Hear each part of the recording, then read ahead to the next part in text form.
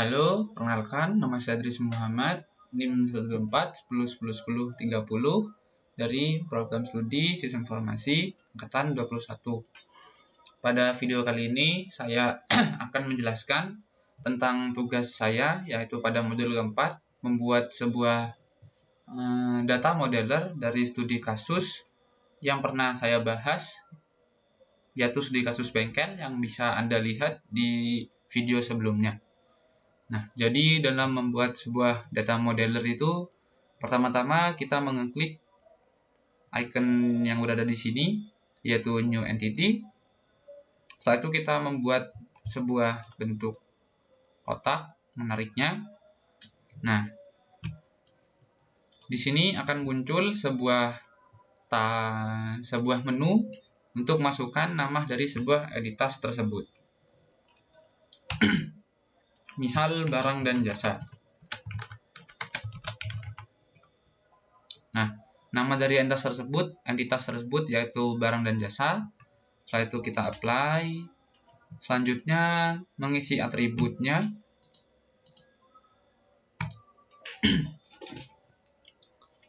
Pertama-tama atributnya yaitu kode barang jasa. Setelah itu kita memilih data tipenya. Dalam menambahkan sebuah atribut kita mengklik tombol plus, lalu mengisikan nama atribut tersebut. Selanjutnya memilih tipe datanya, yaitu logical. Pilih jika sebuah huruf atau sebuah karakter, pilihlah varchar. Nah, setelah itu kita masukkan ukuran dari varchar itu. Unit di sini ini merupakan unit byte, selanjutnya yaitu unit char. Nah, jika memilih unit char, maka kita akan dapat mengutipkan sebanyak size yang kita masukkan. Jadi, kita bisa memasukkan sebuah kode itu 255 karakter. Nah, jika kode barang dan jasa merupakan primary UID, maka kita mengeklik mencentang primary UID. Selanjutnya di-apply. Selanjutnya menambahkan atribut-atribut lainnya, seperti nama,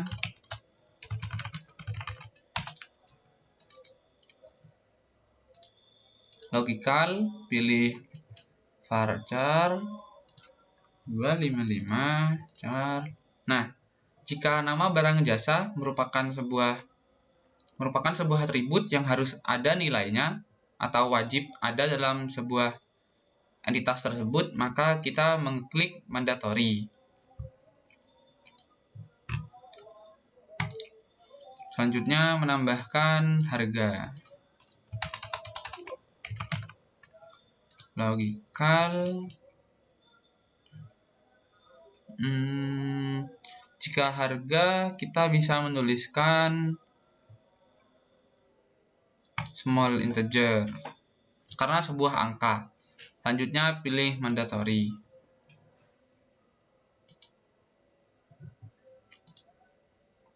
Nah, dalam sebuah entitas pastilah memiliki sebuah UID atau Unique Identifier. Nah, jadi tadi kita telah mengeklik kode barang dan jasa menjadi primary UID, maka di sini jika diklik barang dan jasa telah menjadi sebuah primary UID. Nah, di sini merupakan ada di kanan. Jadi merupakan sebuah UID. Jika kita ingin menambahkan secondary unique UID, maka kita dapat masuk ke menu Unique Identifier, selanjutnya menekan plus, mengeklik Unique Identifier yang telah kita buat tadi. Selanjutnya, nah di sini kita menggeser nama barang dan jasa ke kanan, lalu apply. Nah, kita dapat mengubah nama dari Unique Identifier yang kita buat tersebut. Lebih baik kita menamakannya dengan nama atribut yang menjadi Unique Identifier itu sendiri. Jadi nama barang jasa. Apply. Oke. Yang ini juga kita ganti menjadi kode barang jasa. Dalam sebuah penamaan atribut, nah kita harus menamakannya, kita harus menjadikan spasi, merubahnya menjadi ke underscore. Karena jika spasi, maka tidak akan bisa dibaca. Apply, oke. Nah, di sini, nah ini merupakan barang dan jasa yang telah kita buat tadi. Terdapat kode barang dan jasa yang merupakan mandatory dan primary UID. Selanjutnya nama barang dan jasa yang disimbolkan dengan U dan bintang. Bintang merupakan mandatory dan U merupakan secondary unique identifier. Selanjutnya sama untuk tabel-tabel yang lainnya, kita menggunakan cara tersebut kembali. Misal seperti, nah ini di sini kendaraan, jika diklik, maka di kendaraan memiliki atribut nomor polisi sebagai primary UID dan merek mandatory, tahun mandatory, habis itu warna. Nah, warna di sini tidak diklik mandatory karena merupakan sebuah opsional. Jadi merupakan opsional atribut, yaitu kita tidak harus mengisi nilai dari warna tersebut.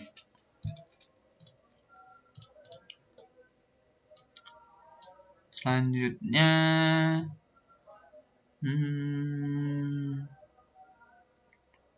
untuk mekanik. Nah, untuk mekanik ini terdapat nama mekanik, tipe data logikal, varchar, size 255, mandatory, nomor telepon mandatory juga, alamat mandatory. Nah, di sini nomor mekanik yang saya maksud itu merupakan sebuah ID dari mekanik tersebut, yaitu atau pegawai itu. Nah, saya membuatnya menjadi primary UID.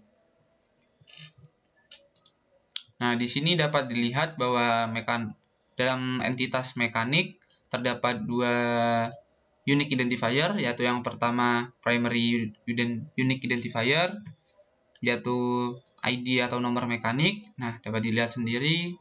Selanjutnya nomor telepon yang merupakan secondary UID. Ya, seperti ini juga.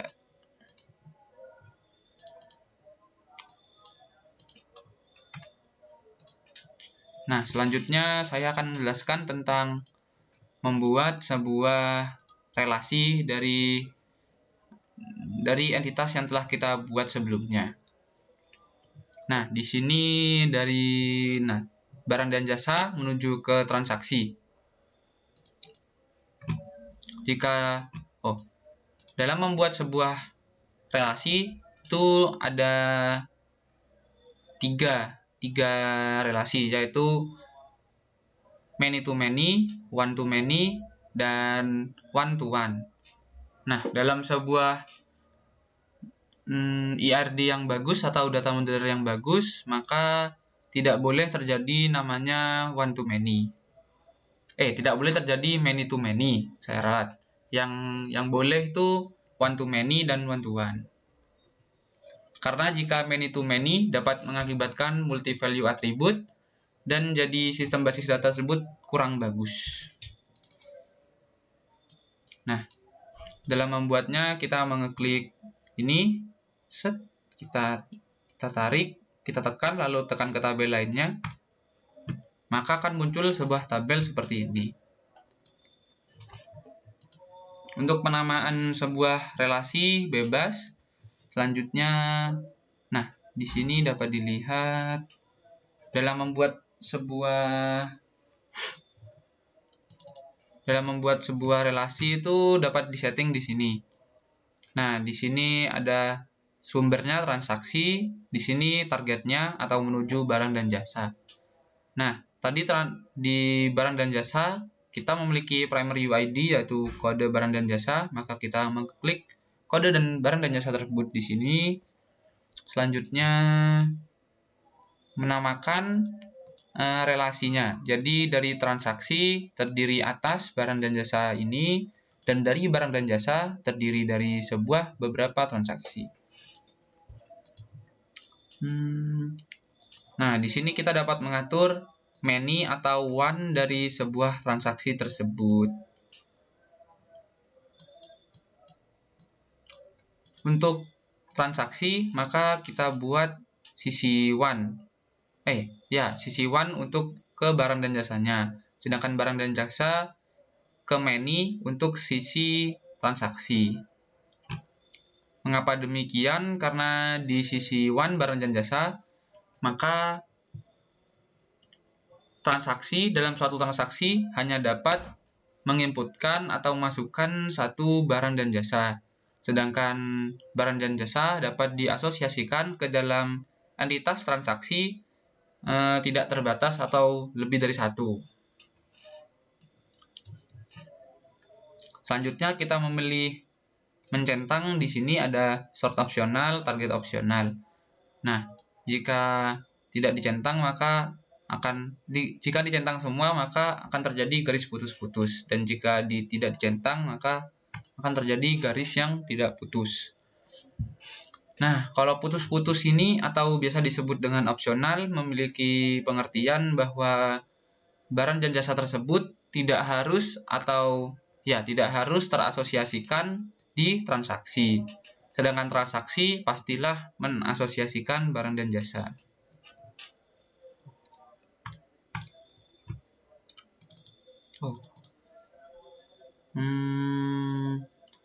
Nah, di sini kenapa source key atau primary key dari transaksi kosong?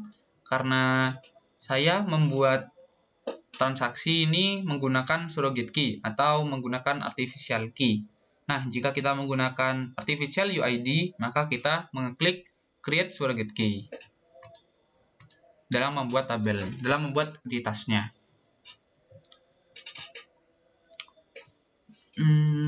Setelah itu, di sini, jika kita ingin membuat relasi tersebut dapat menyiku, kita dapat mengkliknya, lalu klik kanan, add elbow, lalu kita menggesernya.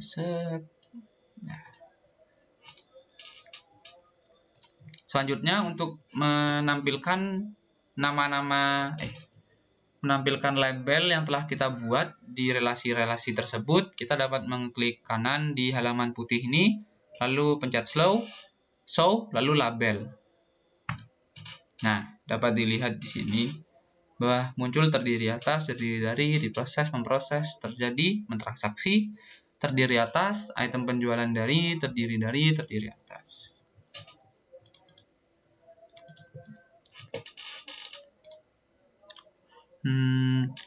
Sama seperti relasi yang telah kita buat di transaksi barang dan jasa, transaksi mekanik, dan transaksi bengkel.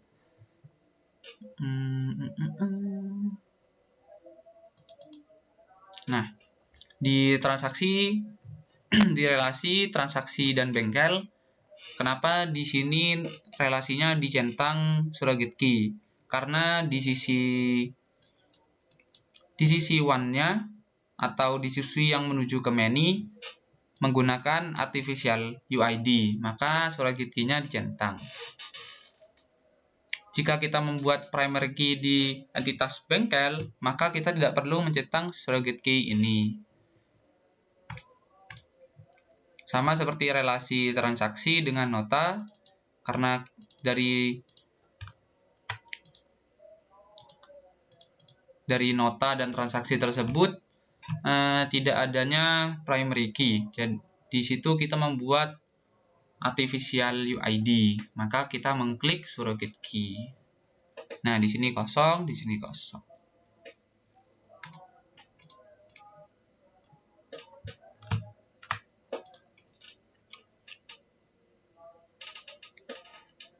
Di sini, mengapa kita membuat transaksi atau detail pembelian tidak langsung barang dan jasa langsung ke nota? Karena jika langsung barang dan jasa ke nota akan menimbulkan sebuah relasi yaitu many to many. Nah, di many to many ini akan menimbulkan multi value attribute. Jadi dalam kita misalnya mengubah sebuah data di barang dan jasa, maka yang akan dinota itu akan menjadi rusak seperti itu. Jadi kita membuat sebuah entitas baru yaitu transaksi atau detail pembelian, sehingga tidak akan menimbulkan sifat many to many. Dan juga relasi dari kendaraan ke nota, Kenapa tidak ada yang opsional? Karena menurut saya jika kendaraan dari seorang pelanggan, maka pastilah dia akan menggunakan jasa dari bengkel tersebut. Jadi tidak mungkin ada kendaraan yang tidak pernah membenarkan barang atau melakukan apapun di bengkel tersebut. Jadi pasti merupakan pelanggan, maka tidak ada opsional. Sama seperti nota dan transaksi, karena pasti dari transaksi tidak ada yang tidak akan masuk ke nota, jadi pasti masuk. Seperti itu. Selanjutnya,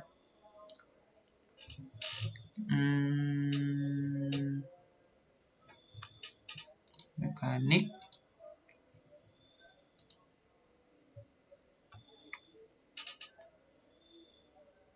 Nah, selanjutnya untuk kita mengkonvert dari si tabel logikal ini menuju ke relasional, maka kita dapat mengklik di sini ada Engineer to Relational Model. Selanjutnya diklik, lalu di Apply dan Engineer. Sebentar, saya akan menghapus tabel sebelumnya yang telah saya buat.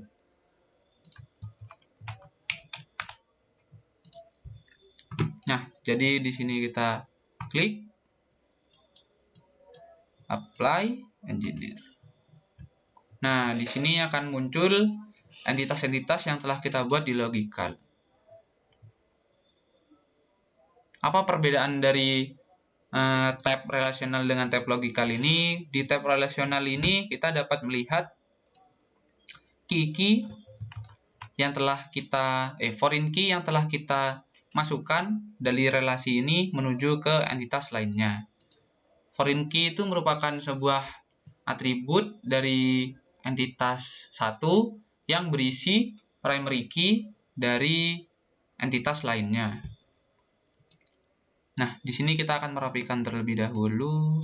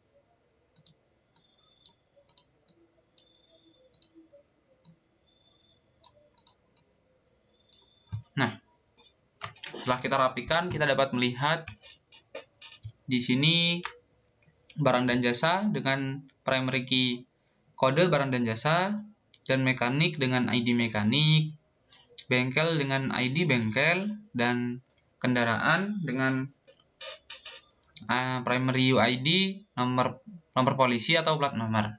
Nah, di kendaraan ini akan masuk ke dalam entitas nota di sini. Foreign key nota kendaraan FK, yaitu nomor polisi dari kendaraan foreign key-nya. Selanjutnya, bengkel mekanik barang dan jasa dan nota primary UID-nya akan menjadi foreign key yang berada di entitas transaksi. Ya, dapat dilihat di sini foreign key-nya milik bengkel, foreign key milik barang dan jasa. Selanjutnya, foreign key milik nota dan foreign key milik mekanik. Nah, data-data yang ada di foreign key tersebut akan masuk di sini. awalnya atribut dalam transaksi yaitu memiliki atribut kuantitatif, diskon. Selanjutnya memiliki foreign key mekanik yang tadi, maka nama mekanik, nomor telepon, alamat, dan nomor mekanik akan masuk semua ke dalam entitas transaksi. Dan sama seperti barang dan jasa, dan bengkel, dan juga nota. Atribut-atribut mereka juga akan bisa muncul di entitas transaksi ini. Nah, dapat dilihat di sini jika diklik atribut, nah maka akan muncul ID atau foreign key, milik barang dan jasa, dan mekanik. Nah, yang dari bengkel tidak dapat terlihat karena merupakan sebuah artificial UID. Jadi tidak dapat terlihat dan hanya dapat terlihat di tab relasional ini. Ya. Sekian dari saya. Kurang lebihnya mohon maaf. Dadah.